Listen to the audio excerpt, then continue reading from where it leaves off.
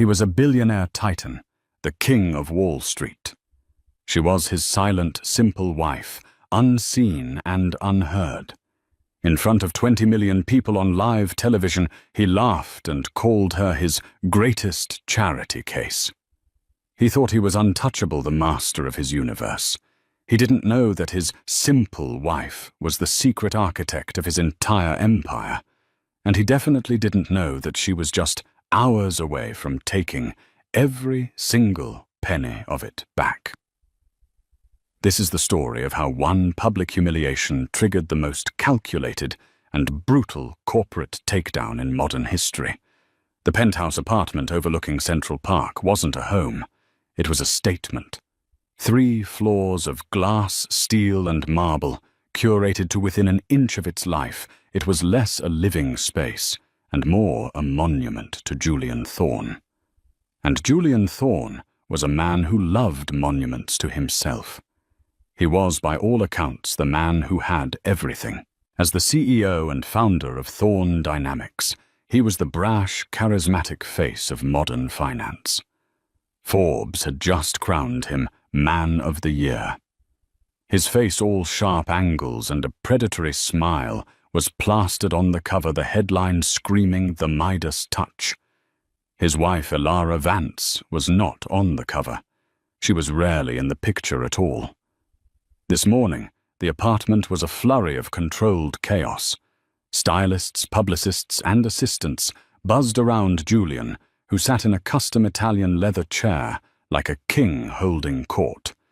He was preparing for the biggest interview of his career, a live primetime special on the global business network GBN, with the network's star anchor, Mark Sterling. Elara watched from the doorway of the library. She was, as always, dressed simply. A grey cashmere sweater, dark trousers. Her brown hair was pulled back in a simple knot. She was the muted beige background to his vibrant, screaming primary colour. "Arthur," Julian barked, not looking up from his phone. "Tell the GBN producer I want the Chiron to read Founder and CEO, not just CEO, and make sure they use the Forbes cover in the B-roll. It's non-negotiable." "Already handled, Julian," his chief counsel Arthur replied smoothly. Julian finally looked up and saw Elara. His perfect smile didn't reach his eyes. "Ah, Elara, there you are. What do you think of the suit, Brioni? Bespoke." "It looks very sharp, Julian," Elara said. Her voice was soft, almost tentative. "Sharp? Yes?" He stood and straightened his tie. "You, on the other hand?" He circled her, a frown creasing his brow. "Is that what you're wearing?" A young stylist, eager to please, rushed over. "Mr. Thorne, we have the Chanel suit you approved for Mrs. Thorne." "Good. Go. Put it on," he ordered Elara with a dismissive wave. "We're on in 3 hours. You're sitting in the front row, for God's sake. You can't look like the help." Elara's face remained perfectly unnervingly still. She didn't flinch, didn't argue. She simply nodded. "Of course, Julian." As she walked away, Julian laughed to his publicist, a woman named Chloe. "My God, can you believe it? She'd show up in burlap if I let her. She's my little charity case. No idea what to do with the money I've given her." Chloe forced a laugh. Everyone in Julian's orbit knew the rules. Julian was the genius, Julian was the sun, and everyone else, especially his wife, merely orbited his magnificent glow.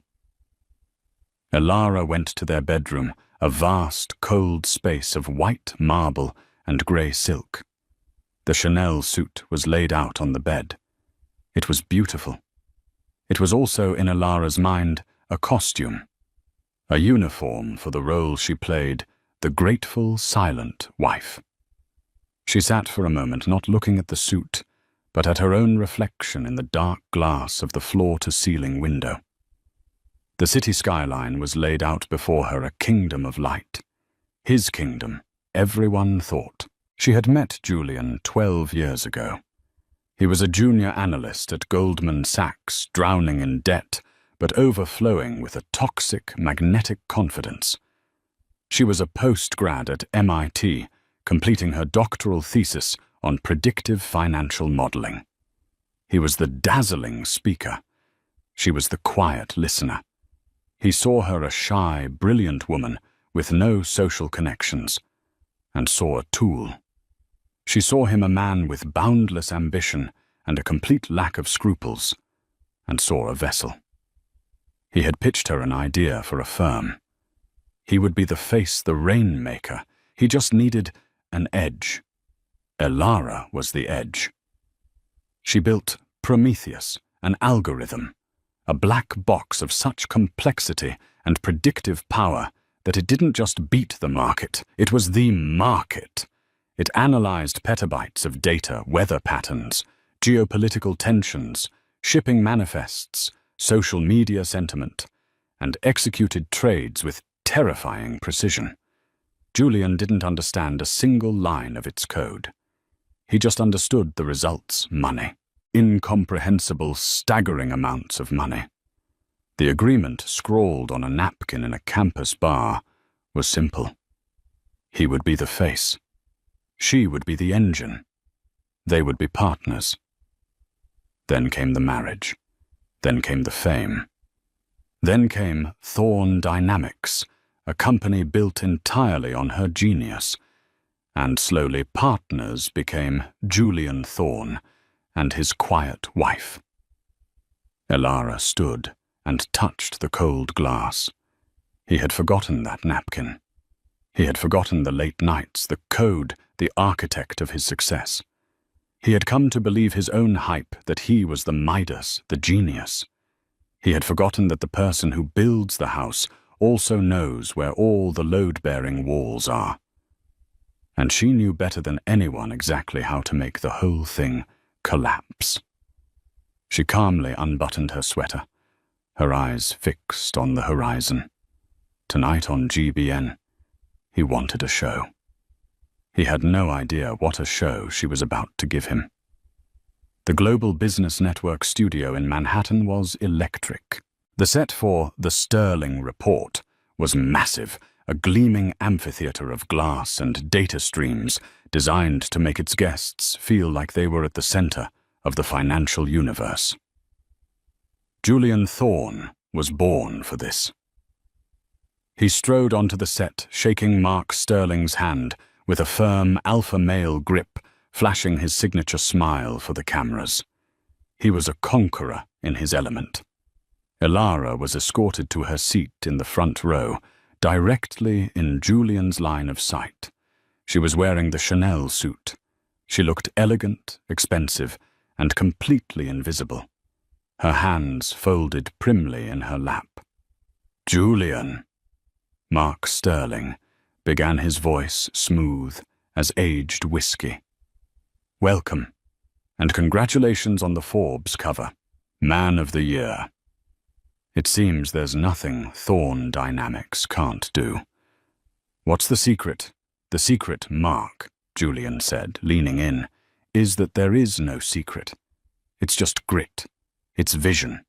It's seeing the board when everyone else is just looking at the pieces. While other firms are drowning in bureaucracy, we're agile, we're hungry, and I'm not afraid to make the hard calls." The interview was a masterpiece of self-aggrandizement. Julian was on fire. He spoke about his instincts, his gut, his unrelenting drive. He never once mentioned a team, an algorithm, or a partner. It was all I, me, my. Elara watched, her expression unreadable. The studio lights were hot, but she felt a chill settle over her. Then Mark Sterling shifted gears. "Julian, you've built an empire, but we all know no man does it alone. We have your wife Elara in the audience tonight, a beautiful woman." The camera dutifully panned to Elara, who gave a small, tight-lipped smile. "She's been with you since the beginning, before Thorne Dynamics. How much of this success do you credit to her? What role does she play in the life of the Midas man? The audience cooed. It was the perfect softball question. A chance for Julian to be human, to be gracious, to thank the woman who stood by him. Julian Thorne looked at Mark. Then he looked at Alara. And then, to the shock of everyone, he chuckled. It wasn't a warm, loving laugh. It was condescending, dismissive. Alara. Oh, Alara. She's fantastic, he began. The camera was tight on his face, which was gleaming with arrogant charm. Well, let's be honest, Mark. We all have our roles, don't we? He turned, pointing directly at Alara in the front row. The camera followed his gesture, putting Alara on a split screen with her husband. 20 million people were watching. Alara's greatest skill, Julian said, his voice dripping with faux affection, is her ability to organize. My closets are immaculate. The dinner party seating charts flawless. She's a wonderful hostess. Mark Sterling's smile wavered. This was not the answer he expected. So, she's your rock, your support system. My support system. Julian threw his head back and laughed. Mark, let's be real. A man like me, a man running at my speed. I need a partner who can keep up. Alara, she's not exactly a numbers person. She's simple. She's a comfort. He wasn't done. He was reveling in this in his own perceived magnanimity. I found her, you know, he continued, as if sharing a charming anecdote. She was just a student. No family, no connections. I gave her all this. He gestured at the studio, the lights, the life. I like to think of her, and I say this with all the love in my heart. I like to think of Alara as my greatest charity case. And look how she's blossomed. She's wearing Chanel. The studio was dead silent. The thud of that comment was so loud, so brutal, that even the crew winced. Julian, blinded by his own spotlight, seemed to think he'd just been charming. Mark Sterling, a true professional, was visibly stunned. Well, that's one way to put it. But the camera was still on Alara. She hadn't moved. She hadn't flinched. She hadn't cried. She simply sat there, her hands in her lap, her face a pale, still mask. And then she did something very strange. She looked directly into the camera lens. Not the studio camera, but the live feed camera. The red light camera. The one broadcasting her humiliation to the world. She held its gaze for 1, 2, 3 seconds. Her eyes were not the eyes of a victim. They were the eyes of a general. Then very slowly, she reached into her Chanel purse. She took out her phone. Julian was still talking. And the future of Thorne Dynamics is in AI, which I am personally. While he was pontificating, Alara typed a single 3-word text message and hit send. Execute Protocol Icarus. She placed the phone back in her purse, stood up from her front row seat, and without a single look back at her husband, walked out of the studio. The live feed cut back to a flustered Mark Sterling and a suddenly confused Julian. Where is she going? Julian stammered, his bravado finally cracking.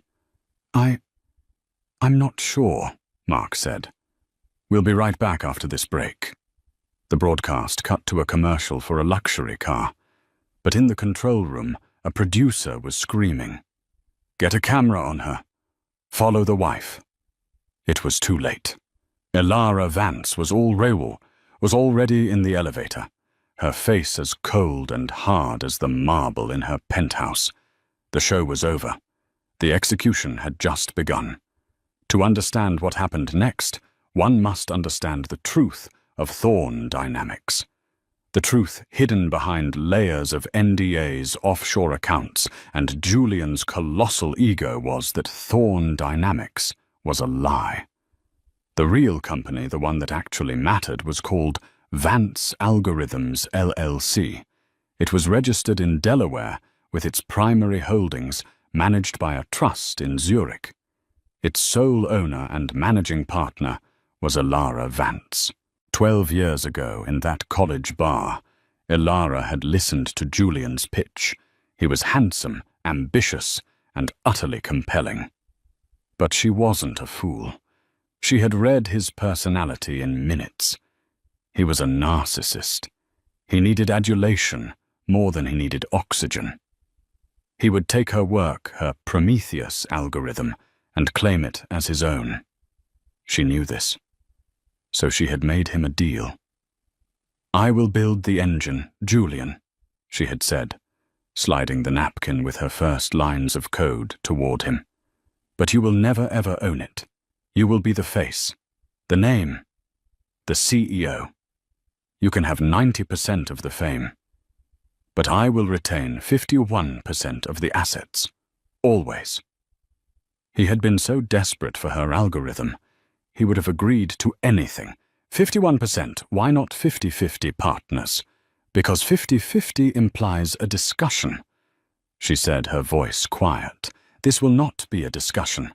I am giving you a license to use my work. I am not giving it to you.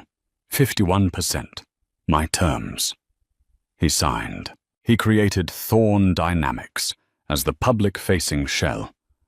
Elara created Vance Algorithms as the quiet, ironclad holding company that legally owned the Prometheus intellectual property, and more importantly, 51% of Thorn Dynamics shares. For a decade, Julian had operated under the delusion that he was in charge.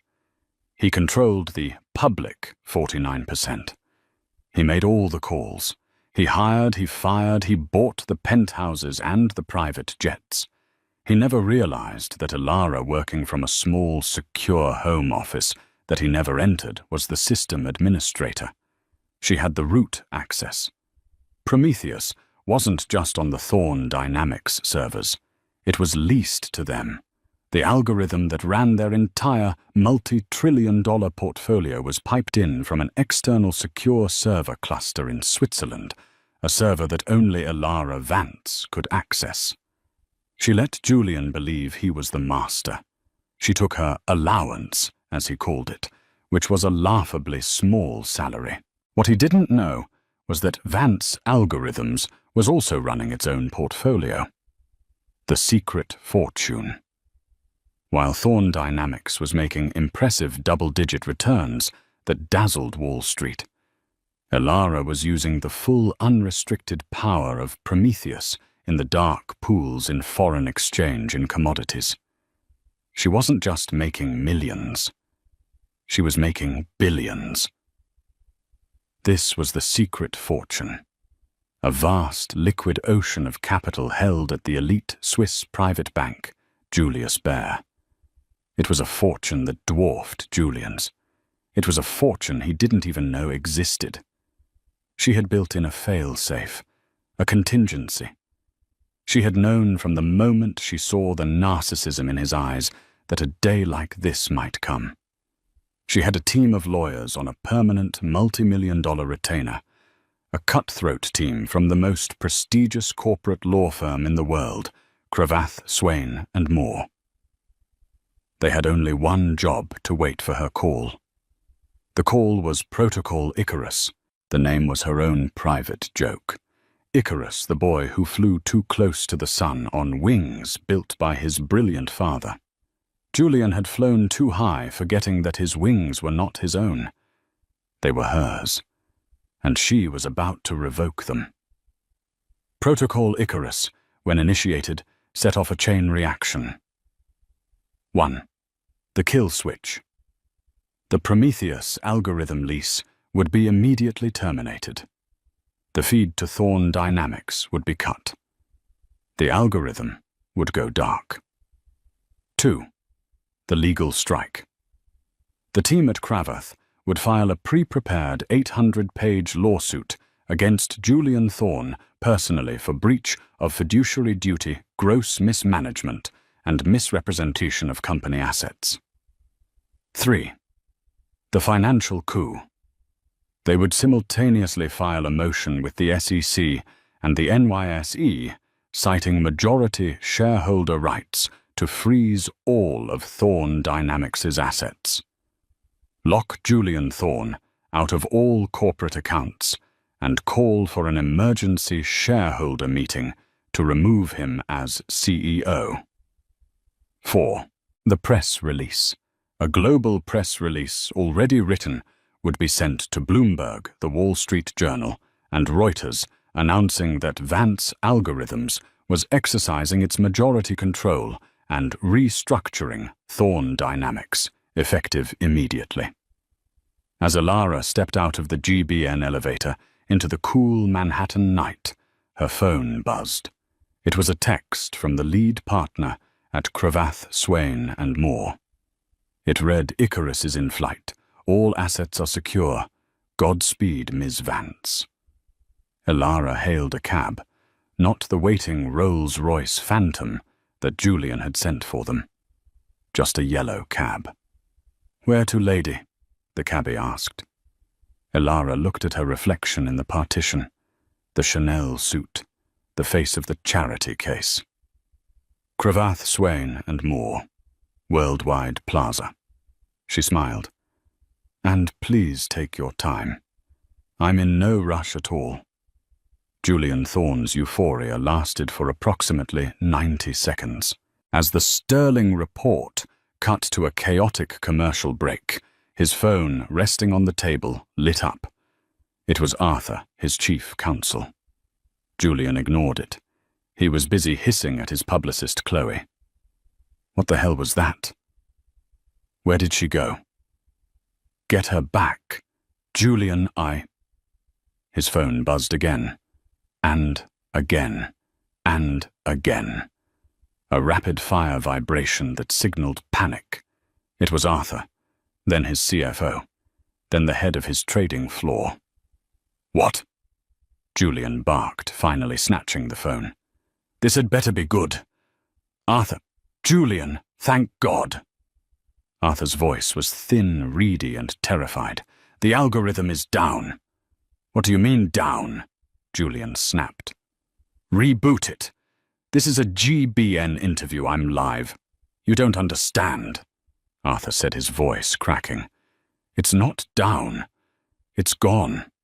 The feed is cut. The traders are looking at black screens. Prometheus is dark. We are blind, Julian. All active trades, they're just sitting there. The market opens in Asia in 2 hours. If we can't hedge..." A cold spear of dread pierced Julian's ego. "What do you mean, gone? Call the tech team." "I did. They said the access is terminated by the primary user. Julian, who is the primary user?" Julian's blood ran cold. "Alara." He stormed off the set, ignoring Mark Sterling's calls, and sprinted to the green room.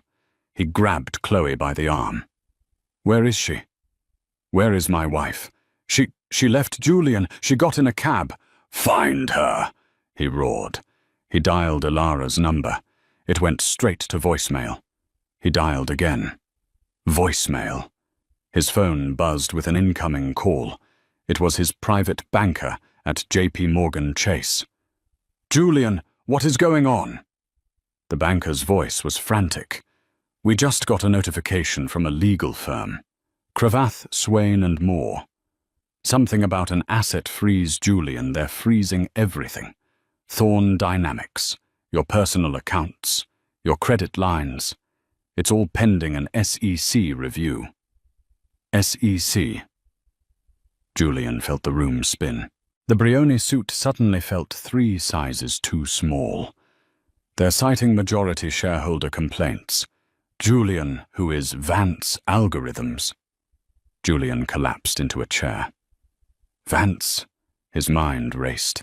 He had a vague, foggy memory. a name on a document he'd signed a decade ago, thinking it was just some tax shelter formality, a document Ilara had put in front of him. "Ilara," he whispered. "It's Ilara." Just then the TV in the green room, still tuned to GBN, flickered. A breaking news banner flashed across the screen. "We interrupt this broadcast," a new anchor said, her face grim. "This is a major story developing out of Wall Street. Thorn Dynamics, the multi-trillion-dollar fund, has just seen all trading activity halted. We are getting a press release." The text of the press release appeared on the screen. "For immediate release. Vance Algorithms LLC, the majority shareholder of Thorn Dynamics, has today filed an emergency motion to remove Julian Thorn as CEO, citing gross mismanagement and breach of fiduciary duty. All company assets have been frozen pending a full audit.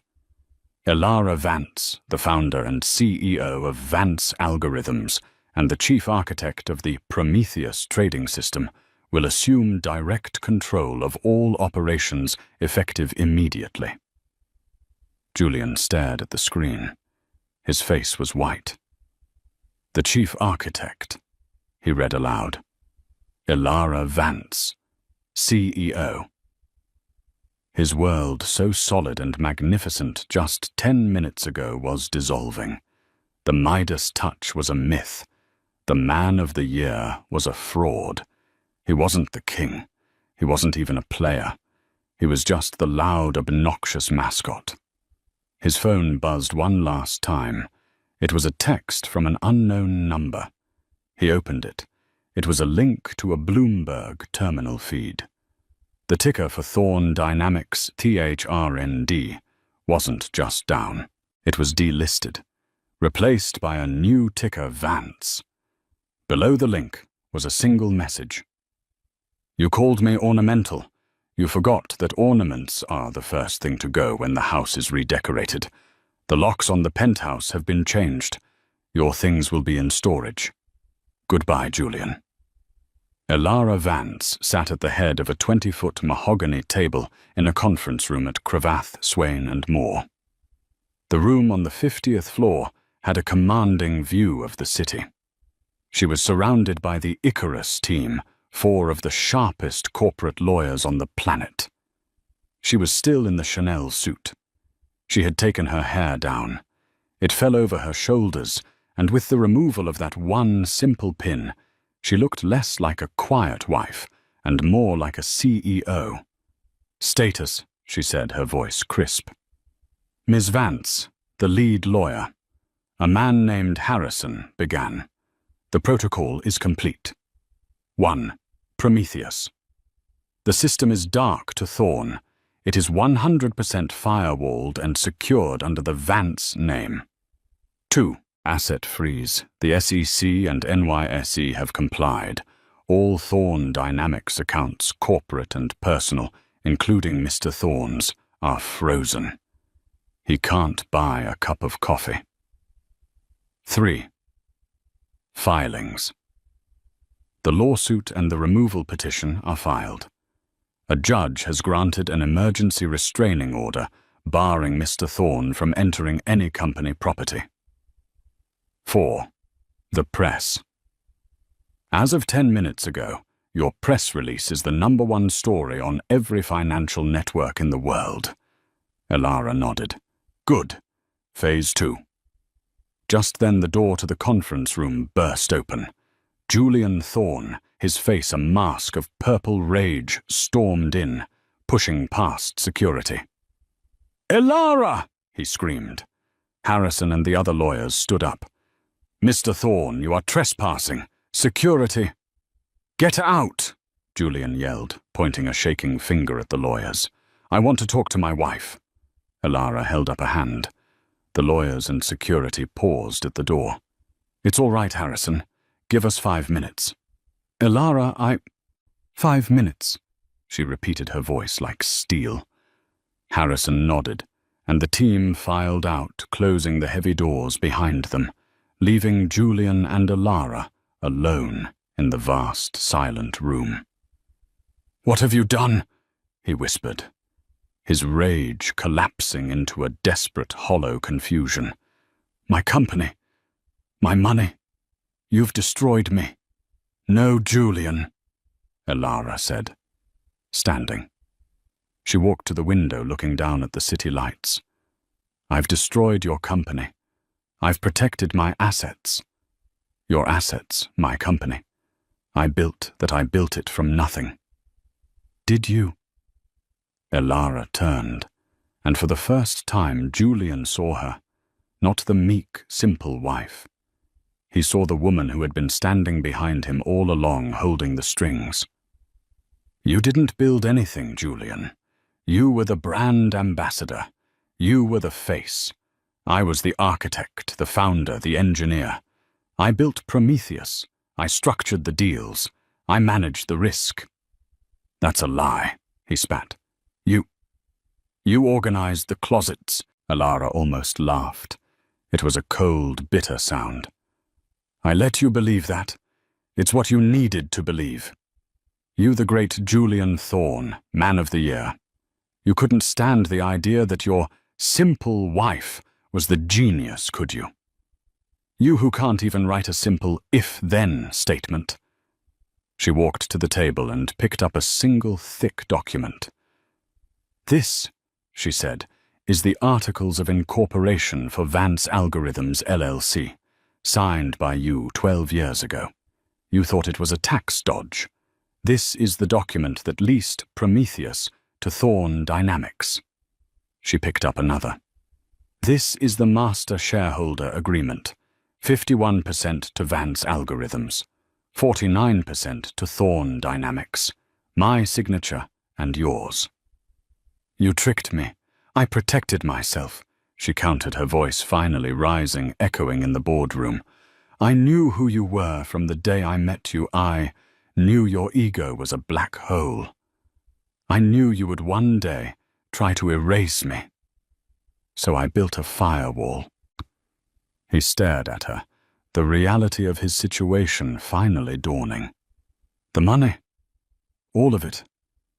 You're saying it's all yours?" "The company is mine," she corrected.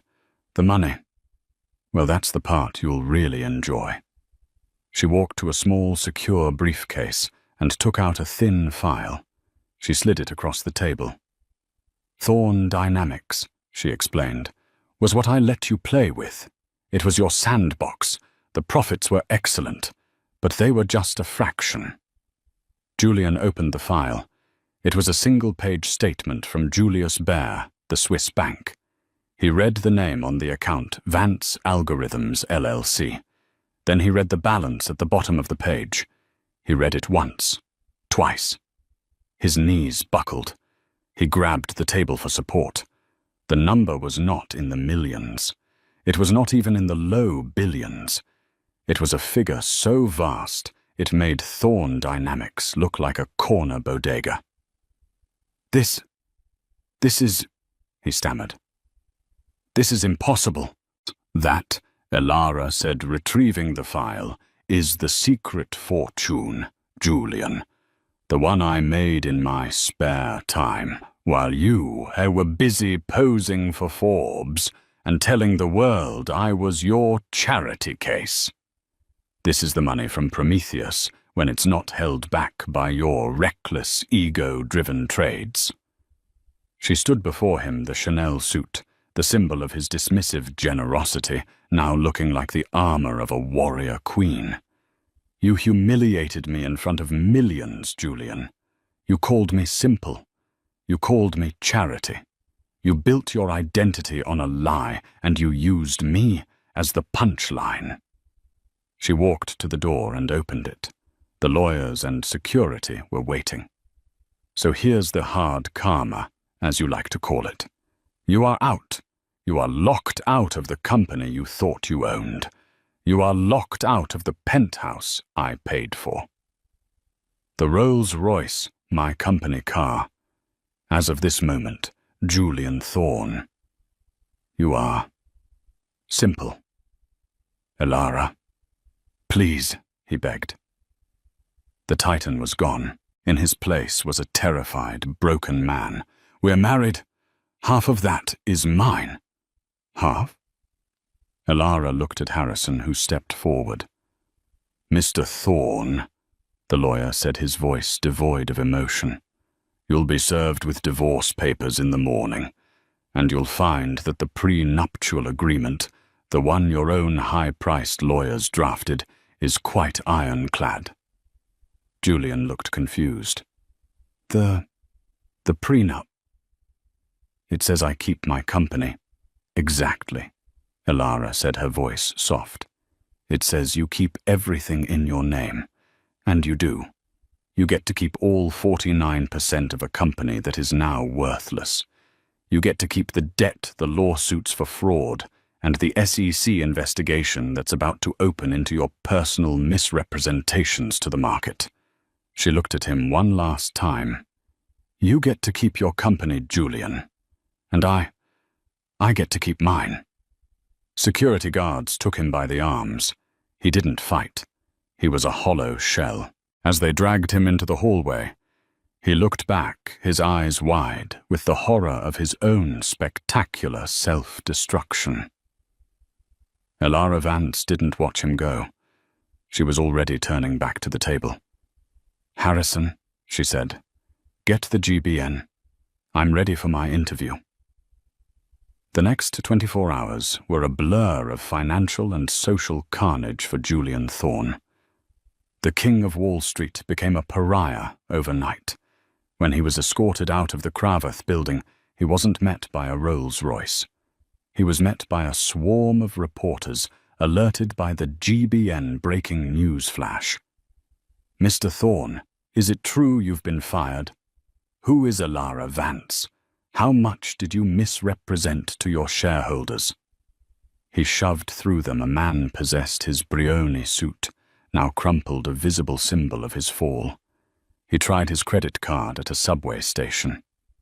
Declined. He tried to call his friends, the other titans of industry. No one picked up. He was a ghost. The hard karma, as Elara had called it, was swift and brutal. The Wall Street Journal ran a scathing front-page story.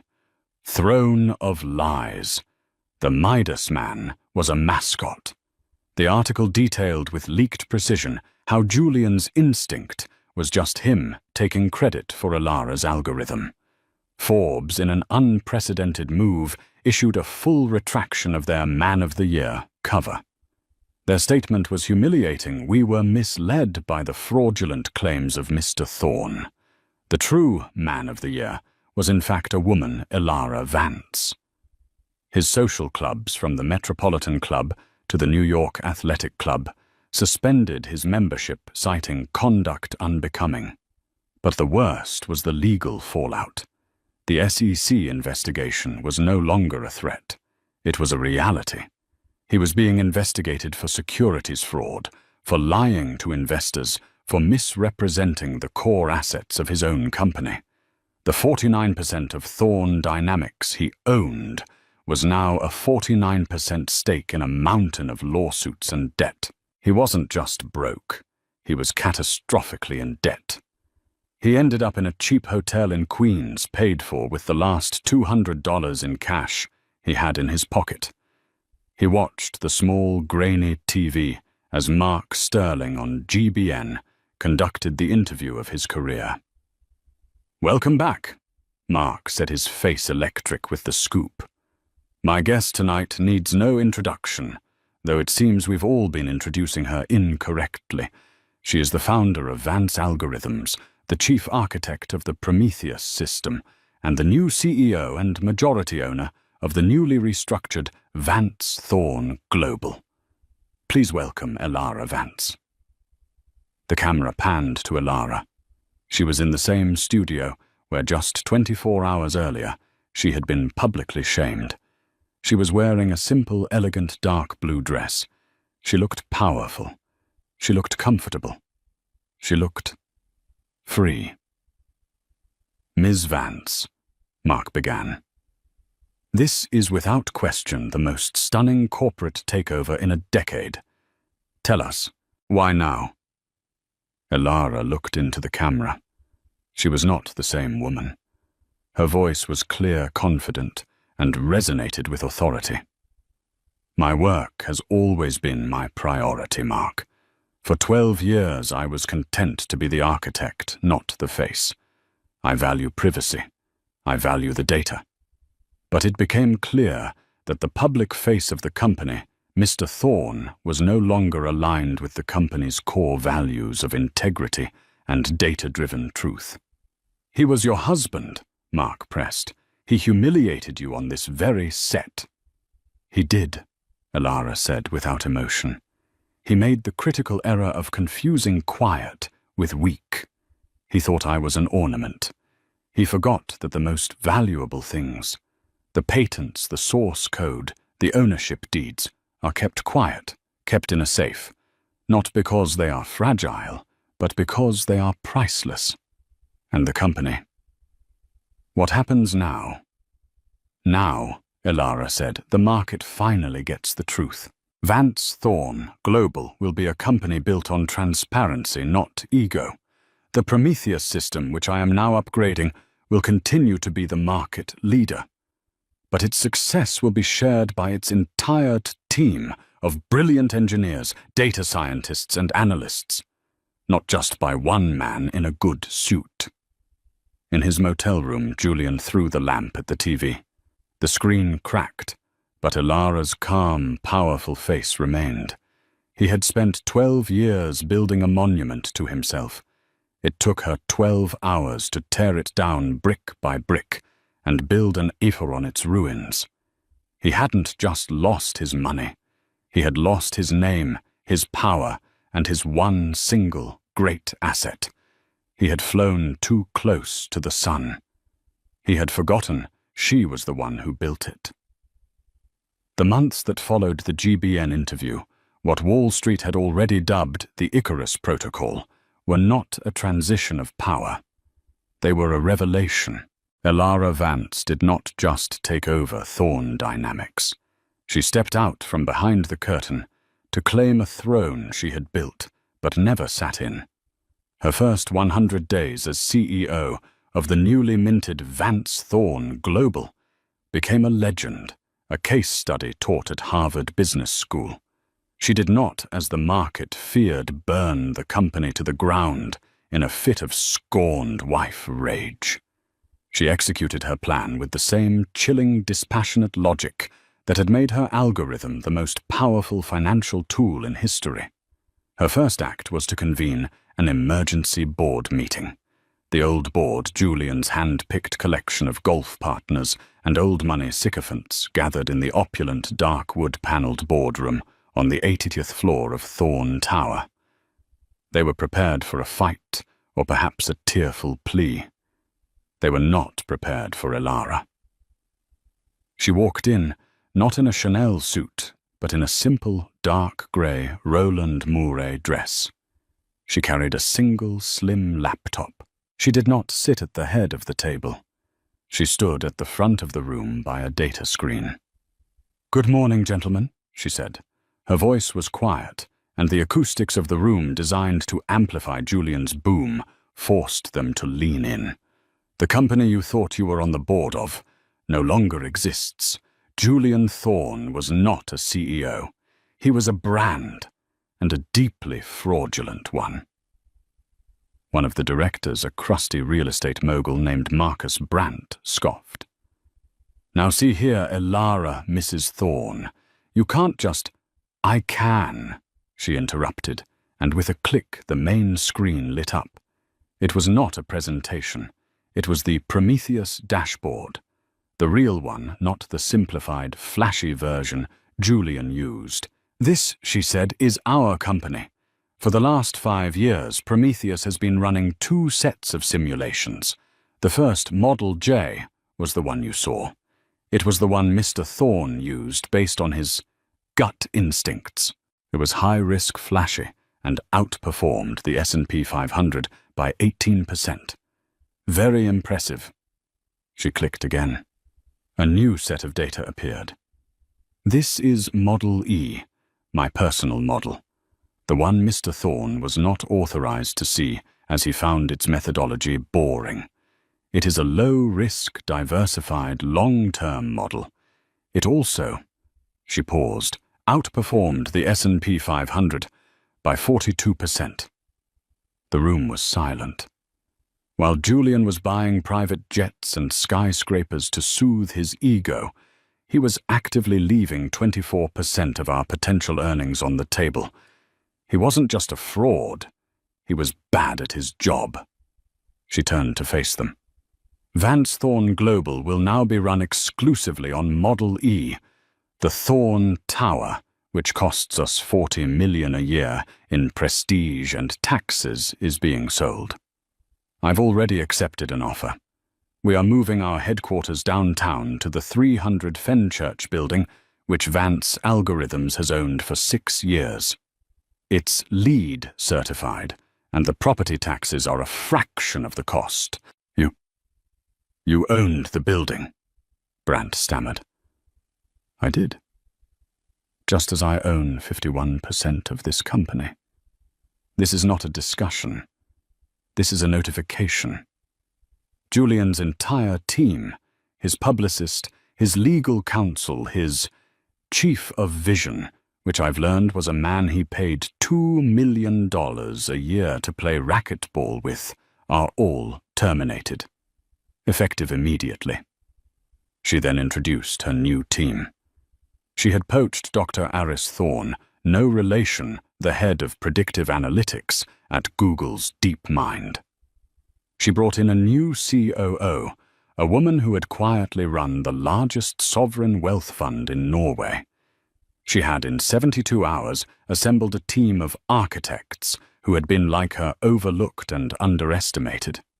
The old board was gutted, restructured, and reformed. By noon, the King's Court had been entirely dismantled and replaced by a cabinet of true geniuses. The media, of course, was in a frenzy. They were desperate to paint Elara as a black widow or a dragon lady. They sent their sharpest, most cynical journalist, Rebecca Fry, of the Wall Street Journal, to get the first exclusive interview. Fry arrived at the new minimalist downtown offices expecting a woman scorned. She found a CEO. Ms. Vance. Fry began, her voice edged with skepticism. Your ex-husband is facing multiple indictments. You've seized control of a $12 trillion portfolio. A lot of our readers see this as the most expensive and most brutal divorce in history. Was this in the end just about revenge? Elara, sitting across from her at a simple, unadorned desk, looked at her. Revenge is a poor financial model, Ms. Fry. It's too emotional. It's messy. My algorithm doesn't account for revenge because it's an irrational variable. So what was this? This, Elara said, was a correction.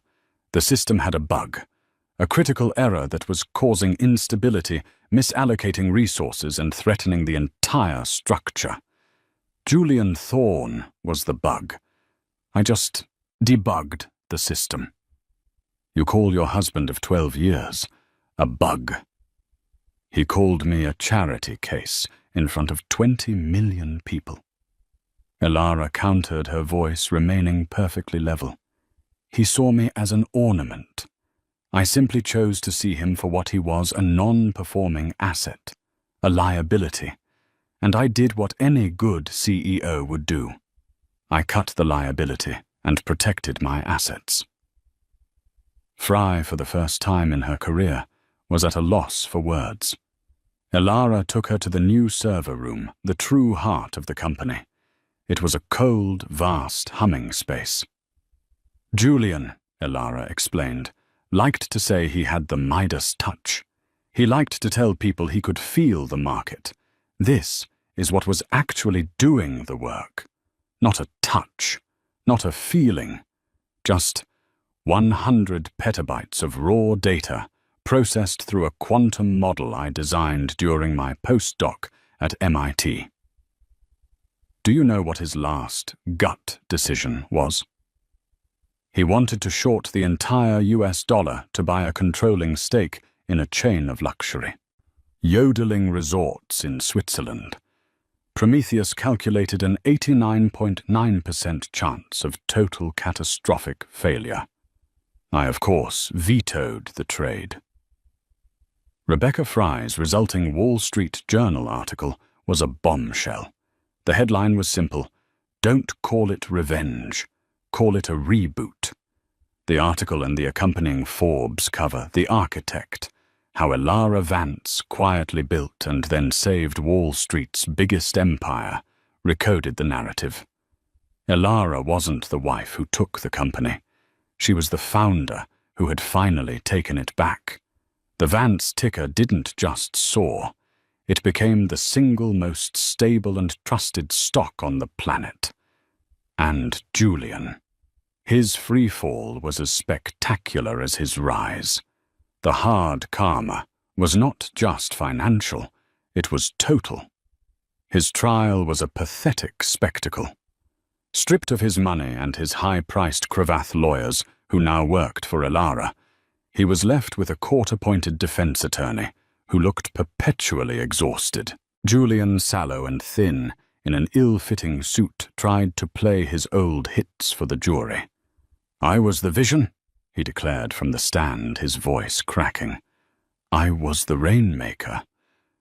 She was just the numbers. She's lying. She tricked me. She was the help, my charity case." But the prosecution, armed with terabytes of data from Elara's own servers, painted a different picture. They showed the jury the emails where Julian explicitly claimed credit for trades that Prometheus had run. They showed the reports he had signed full of fraudulent numbers he hadn't even bothered to read. The final nail, however, came from Elara herself. She was called as a witness for the prosecution. She walked into the courtroom, not with triumph, but with the same calm precision. She did everything. The prosecutor asked the killer question, "Miss Vance, is it your testimony that your ex-husband, Julian Thorne, knew he was committing securities fraud?" Elara paused, her gaze resting on Julian for a single, cold second. She could have buried him. She could have said yes. Instead, she gave the truth. "Mr. Thorne is a man of profound self-belief," she said, her voice clear in the silent room. "To know one is committing fraud implies an understanding of the truth. Mr. Thorne does not concern himself with data that contradicts his own narrative. He didn't understand the numbers, so he invented his own reality. He wasn't just lying to the shareholders. He was and is lying to himself. The fraud was a necessary byproduct of his own pathological need to be seen as a genius. It was more devastating than any accusation. She hadn't just called him a liar. She had proven him an incompetent, arrogant fool. She had destroyed him with data. The verdict was swift, guilty on all counts. The judge, citing the staggering arrogance and willful ignorance of the defendant, sentenced him to 7 years in a minimum security federal prison. His 49% stake in the old Thorne Dynamics was seized by the government to pay the first wave of SEC fines. He was left with nothing, not even his name, which was now synonymous with failure. 1 year later, Elara Vance stood at a podium at her alma mater, MIT. She was not there as a CEO. She was there as an alumna. The auditorium was packed. "My name is Elara Vance," she began, her voice warm. "For over a decade I had another name, a name that came with a beautiful penthouse, expensive suits, and a very specific role to play. I was the quiet wife, the support system, the simple one." A murmur went through the crowd. "Last year," she continued, "I was called in front of 20 million people a charity case, and the man who said it, he was half right. I was his charity. He gave me so much. He gave me a front row seat to watching a man be utterly consumed by his own ego. He taught me that vision without data is just a hallucination. He taught me that charisma without integrity is just a con. And he taught me that if you build something, anything, a company, a line of code, a life, you must own it. You must protect it. And you must never, ever let someone else put their name on your work. He thought that humiliation would break me. But to an engineer, humiliation is just data. It's a stress test. It's the system showing you in no uncertain terms where there is a critical structural flaw. She smiled, so I fixed the flaw. She announced the launch of the Vance Foundation and its flagship program, the $1 billion Prometheus Grant. This grant, she explained as the room gasped, is for the quiet ones. It is for the student in the back of the lab at 3 a.m. It is for the women who are told they are not a numbers person. It is for the architects, the engineers, and the coders who don't want the spotlight. They just want to build the future. It is for the people who do the work. She looked out at the sea of brilliant young faces, the future architects of the world. My ex-husband was right about one more thing. I am a charity case, and I learned from his example. His charity was a performance designed to make him look good. My charity is designed to do good. His was an investment in his own ego. This is an investment in all of you. He thought he was Midas, she concluded. He forgot. The thought Midas was a tragedy, a story about a fool who valued gold over a human being. The real power isn't in turning things to gold. It's in knowing what's truly valuable. Thank you. She left the stage to a thunderous standing ovation, not as Alara Thorne, the victim, or Alara Vance, the wife, but as Alara Vance, the architect, the woman who had been humiliated in front of millions, and who had turned that humiliation into the foundation of an empire, one built not on lies or ego, but on the unassailable, beautiful, and brutal logic of the truth. Alara Vance proved that the quietest person in the room is often the most powerful.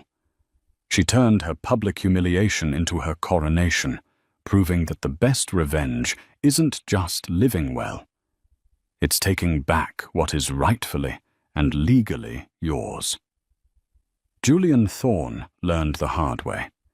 Never underestimate the architect. He thought he was the Midas, but he was just the fool, and she was the gold. What did you think of Alara's masterful plan? Was Julian's downfall a case of hard karma, or was it just a brilliant business decision? Let us know your thoughts in the comments below. If you loved this story of drama, revenge, and ultimate justice, please show your support by hitting that like button. Every like helps our channel grow. Don't forget to share this video with a friend who loves a good story of a Titan's fall. And most importantly, if you want more real-life drama and tales of karma, make sure you subscribe to our channel and ring that notification bell. We read every single comment, and your support helps us create more content just like this. Thanks for watching.